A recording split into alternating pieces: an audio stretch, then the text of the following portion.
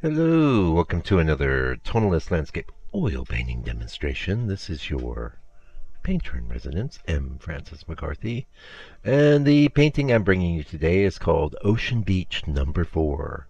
And if it looks familiar, I did the same scene as a from the same angle, I should say, as a 5x7 about 2 months ago. And there are some definite similarities, but the sky is different, the size is bigger, and I like this one better. And so this is a beach not far from where I live here in New Zealand, and my hope is that it will resonate with the local buyer. Also, I just have been wanting to get better at painting seaside scenes, and it's been a while. I gave myself a bit of a break, but we're back into it. And you know, I have all kinds of different scenes I like to paint. Maybe a little field with a nice sky, some trees, forest scenes. I've been doing a lot of lately. Something with a path in it, what have you. But today we're doing a seaside scene. So challenges, things to look out for. I should point out in the members area you will have access to my reference image and also a pretty extensive color mixing session. And one thing is I'm working that drawing that we just did. I did with a little bit of perylene black mixed with some burn umber. A good friend of the channel sent that perylene black along. I really like it. I think it's going to be earning a permanent spot on my palette. In fact, it may take over phthalo green's spot, since the bulk of the phthalo green that I squeeze out just dries. There's certain times and places, and you might ask, what's the difference? Well, it's very dark, so you can't tell it's green until you add some yellow or white. But it's not as like intensely fake green. It's a much more held back sort of color. It's a lovely color. I'm really thankful, and I think it's going to have a place here. Also, I think it dried pretty quick. I had to do the drawing one day, and then come in and do the. I think I did. Maybe not. It's hard for me to remember. This was the only painting I was able to do here last week because we had a cyclone hit us really bad Monday, Tuesday, all kinds of damage in my area and stuff, and little slipping in my backyard. My shed's a little skew-whiffy. I have a shed that I can paint out there. Usually I choose to work at the quarry instead, because you never know. That billionaire could walk in and buy the lot, That'd be nice. And then set me up. What I would like is maybe have a studio in the south of France. I'll paint there when it's winter here, and then come out here for the spring and summer. How's that sound? Sounds good. So the sky, let's talk about it. The blue was made with a little bit of phthalo. A good tip for you on the blues, trying to get some tips your way. A little raw umber will go a long way towards giving you a more natural blue. And different blues have different characteristics. The blue that I got here was slightly different from the reference image, but yeah, who cares, I won't have multiple blues on my palette. Blue's not a huge part of my process. Yeah. Was quite happy with the sky. I was hustling. I actually pre-mixed all my colors in the hope that I could do the sky and the land. And you may face, of course, we all have challenges that hit us, especially time-wise. Some of you have families and things like that. I sort of gambled there. And then, what do you know, I got into painting, and before I was going to get into the land portion, a good friend of mine came in, and, so I wasn't able to get to the land. Yeah, so here's another little tip for you. If that happens, you've mixed some little piles of paint, but you're not going to be able to get into it. Now, I store my paints, mixed and unmixed colors, in a little refrigerator in my studio. Some of you were able to do that, others not. But what I'll do is I'll put a little drop of the mineral spirits on top. And it actually, especially since I knew Friday is teaching day, today is actually Sunday, February 19th. So I finished this painting yesterday, and some of the paint was a little dryish, but that drop of mineral spirits definitely it definitely went further than it would have otherwise. So there's a tip for you. I got to try and keep the tips and tricks coming. Um, you know how it is. Pretty soon we're gonna have a little ad for my book, and I appreciate your patience there. Yeah.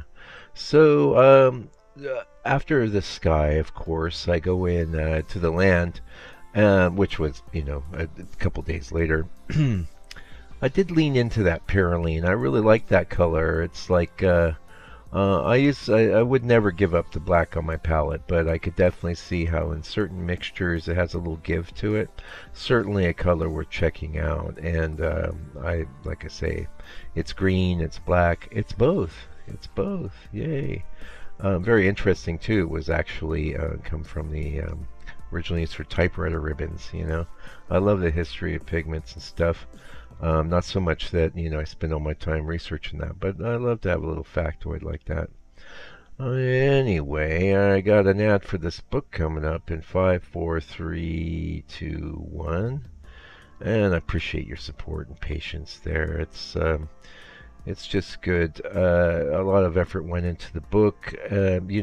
People that are looking for information on the channel, it's sometimes hard to find. So it's all in the book in an organized fashion. The cost of the book is $60 US. A good chunk of that goes to international shipping.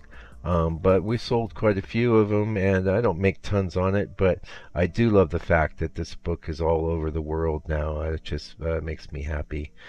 So if you think you might be interested, check it out. Link below the video and all over my site. So enough of that.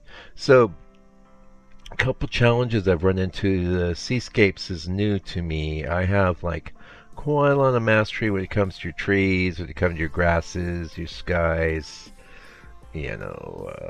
roads, painting things like that. And I will say, when I have a student say, oh, I can't paint this, I can't paint that, I will automatically contradict them and say, look, it's all just shapes. But that said, that is true.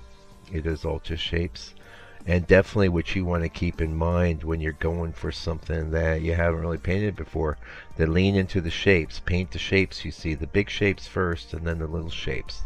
That tip is absolutely critical. But all that said, though, that different parts of your landscape painting are going to have different characteristics and require different approaches. So I've been doing skies forever. I have the challenge with skies, of course, is having your clouds look soft, having them not look too solid, but not just be all smeary looking. There's a lot of challenges there, and I've done a lot of clouds, so that's not usually that big a challenge. The seascapes, though, and painting the water, the ocean, I'm still trying out a bunch of different things. I'm actually real happy with the way this one turned out. Several of the last ones I've done, I've thought, oh, I want the water really, the white water from the waves, really bright, and I dialed that way back here. Also, there's like dark colors in the sand where the water has come in and made the sand wet, and I've gone too far there in that, I'm going, oh, it's purple gray, but here I pulled back on that. Also, I would point out in the composition of this, and it's a good little lesson for you, no matter what scene or subject you're painting. Like in the original reference photo, which again you can see in the members area video. That's a 4-hour video. This painting took 4 hours. It was a bit of work, but mostly because I'm working on a real, actual sort of scene, and I'm pretty pleased with the way that came out, I have to say. The challenge there is to get it looking like what it looks like, but not get stiff, okay?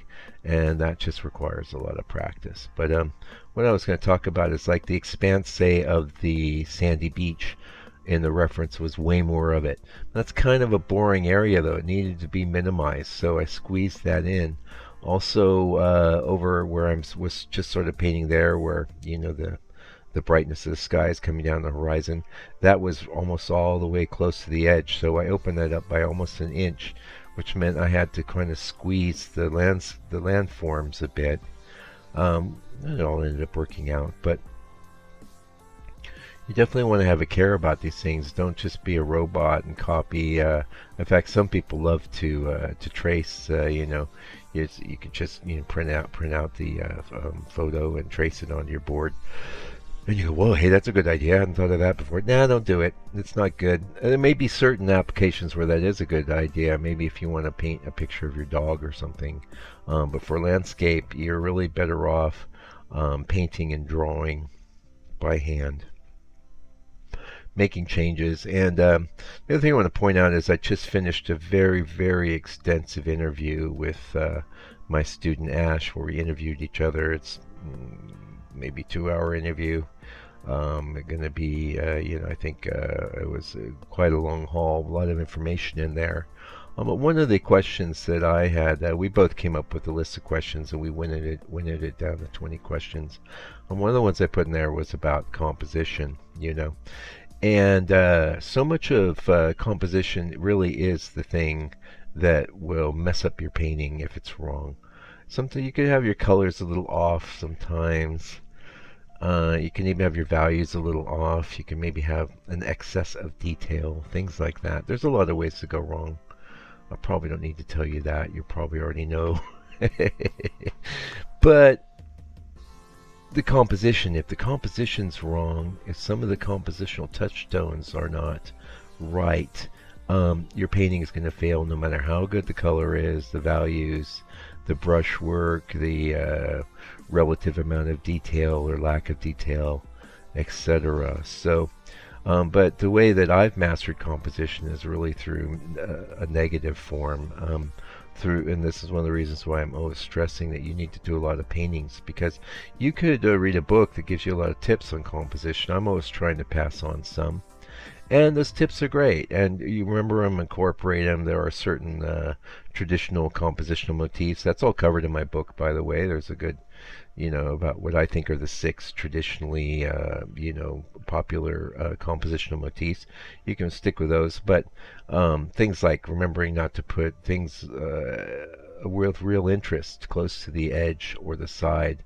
Now, in this painting, I kind of broke that rule, but not really, where I have those dark like rocks in the water down there. And that has some interest, and it'll have even more interest when the white water gets around them.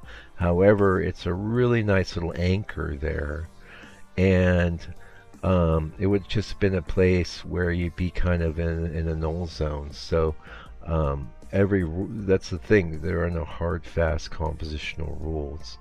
And a lot of the rules of composition can be broken if you break them intelligently and you have good reasons for doing that. But getting to my point, it's like I know what doesn't work with compositions because I've done it and I failed. And for your part, you should be more comfortable with failing. Do more bad paintings. I had a student I was telling that the other day. And I think that's gold, especially, that you don't want to do a bad painting. Of course you don't. And don't set out to do a bad painting. But if you are doing a bad painting, just embrace it. Get it out of your system.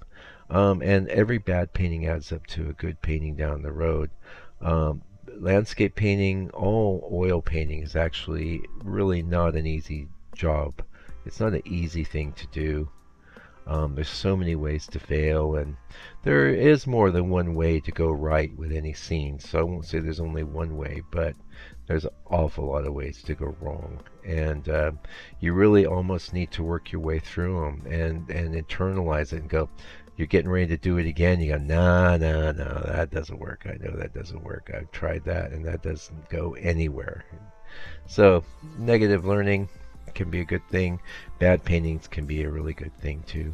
Anyway, I'm really pleased with the way this scene came out, and I really hope that you enjoyed watching me put together and that you got some good tips. If you want to support the channel, if you have any extra money, you can send me a donation or go buy a painting. There's a donation button under the video, but there's also one on my site. That's even better because YouTube don't get into that. Or go buy the book, or leave me a comment. Whatever you could do, I really appreciate you watching the video. And until I come back with another one, do me a favor, do me a solid, take good care of yourself, your family, all your loved ones. Stay out of trouble, and God bless you and your family.